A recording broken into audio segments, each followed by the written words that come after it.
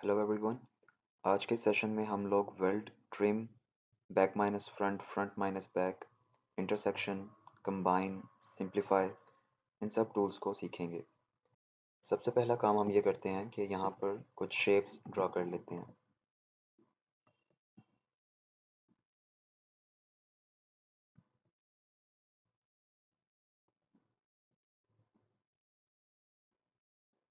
और इनमें कुछ कलर्स भी हम लोग ऐड कर लेते हैं।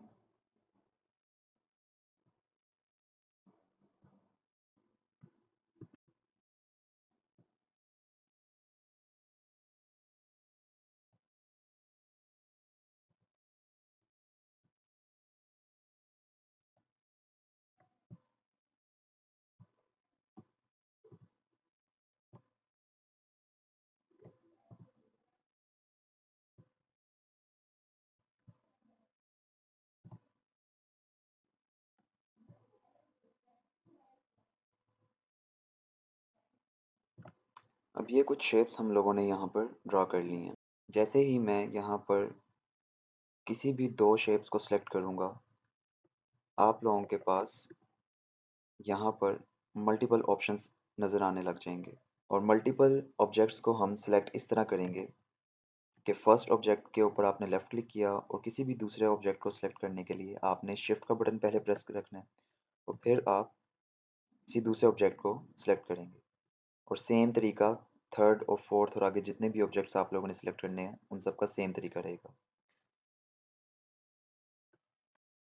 अब ये टोटल हम लोगों ने 3 ऑब्जेक्ट्स सिलेक्ट कर लिए हैं और मिनिमम आप लोगों को 2 ऑब्जेक्ट सिलेक्ट करने पड़ेंगे इन ऑप्शंस को यहाँ पर शो करवाने के लिए।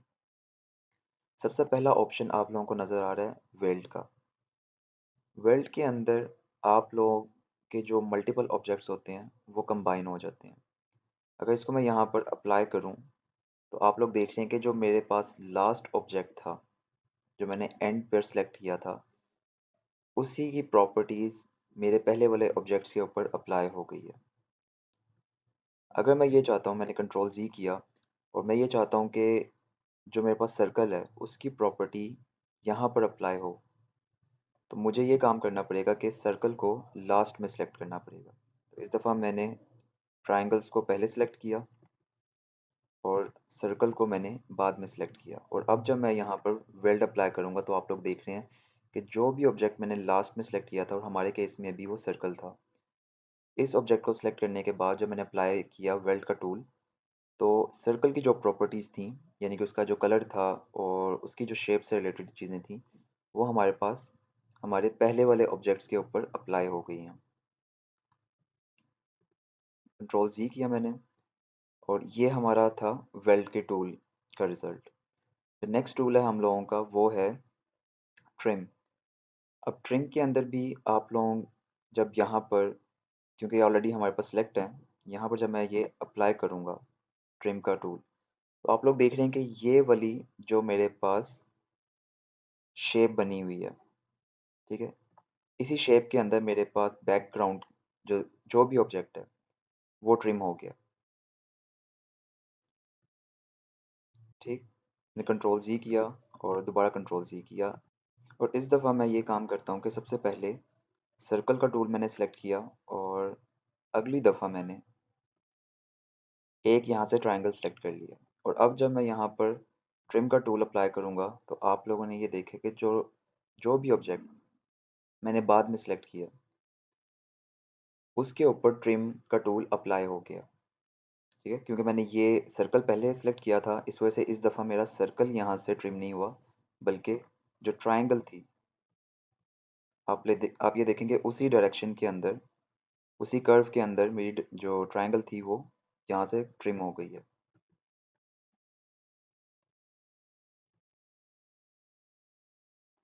नेक्स्ट काम हम लोग ये करते हैं कि जो हम लोगों का थर्ड टूल है यहाँ पर, जो कि है इंटरसेक्ट का।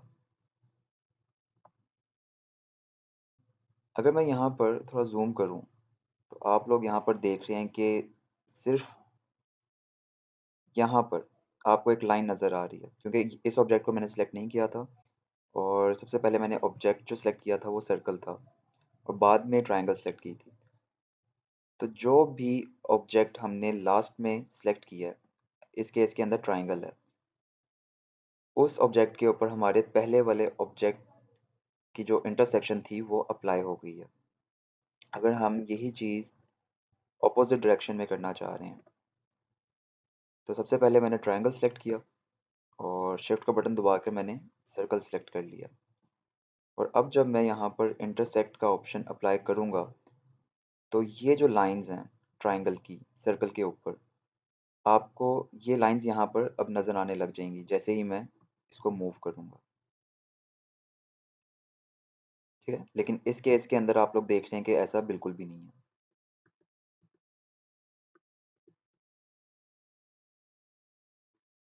जो इससे नेक्स्ट टूल है हम लोगों का, वो है सिंप्लीफाई।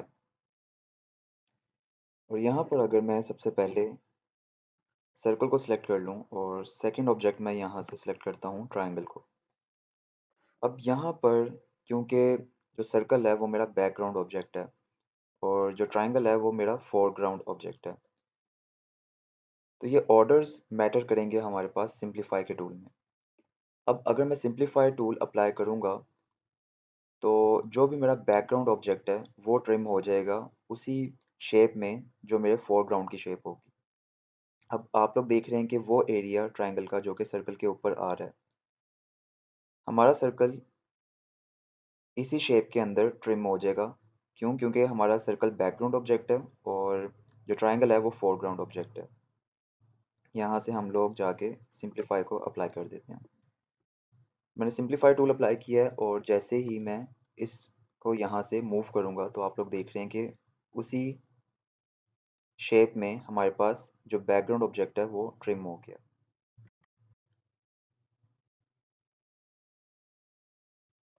अब नेक्स्ट काम हम लोग ये करते हैं कि ये जो हमारे पास ऑब्जेक्ट है इसको हम बैकग्राउंड ऑब्जेक्ट में रख देते हैं। और इसके लिए मैंने शिफ्ट का बटन प्रेस किया और पेज डाउन जब मैंने किया तो ये बैकग्राउंड पे चला गया। अब क्या हुआ कि मैंने जब सर्कल सेलेक्ट किया है और उसके बाद जो बैकग्राउंड ऑब्जेक्ट है हमारा, जो सर्कल से भी पीछे है, मैंने उस ट्रायंगल को सेलेक्ट कर लिया। और अब जब मैं यहाँ पर सिंप्लीफाई टूल अप्लाई करूँगा, तो अब आप ये देखेंगे कि अब मेरा सर्कल ट्रिम नहीं हुआ, बल्कि जो सर्कल की मेरे पास शेप है, ठीक है, उसी शेप में हमारे पास जो बैकग्राउंड वाली ट्रायंगल है वो ट्रिम हो गई है।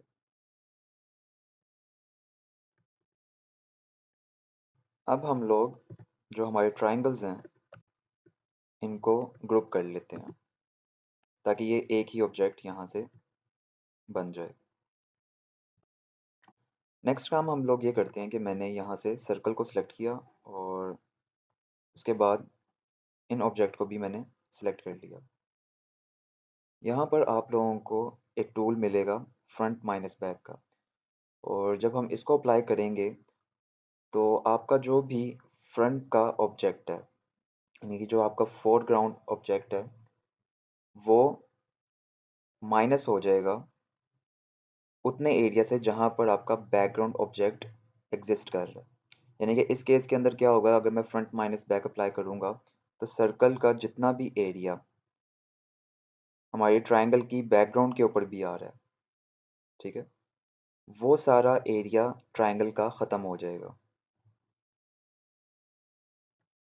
ये देखें, क्योंकि आप लोग देख रहे हैं कि ये एक कर्व के अंदर ट्रायंगल हमारी माइनस हुई है, और उसकी रीज़न यही है कि क्योंकि बैकग्राउंड का जो भी ऑब्जेक्ट था हमारा, उसकी शेप भी इसी तरह की थी और वो इतने एरिया के अंदर ही आ रहा था।